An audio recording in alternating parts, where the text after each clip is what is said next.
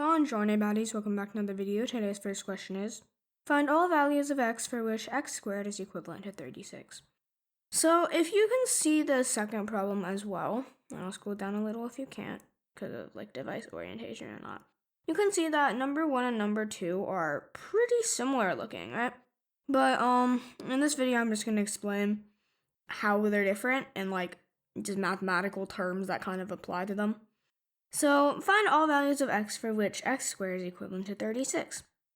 Everybody knows that the square of 6 is equivalent to 36, right? Because 6 times 6 is 36. You guys probably learned that in 3rd grade. Multiplication table, yada, yada, yada. But did you guys know that there is also another number in which squared is equivalent to 36? So, you guys probably know that a negative times a negative is always equivalent to a positive. And as you can see here, a square is a number times itself. So basically, if a negative number is multiplied by itself, aka squared, it would equal a positive number.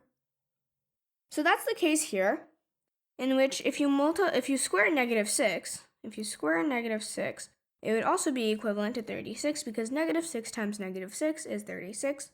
Negative is a positive. So in this case, there are two values of x that would apply to this situation, which would be 6 and negative 6.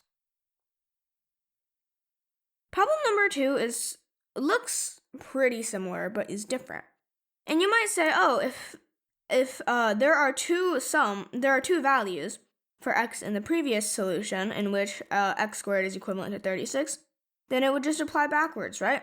36 square root would be equivalent to those two values of x.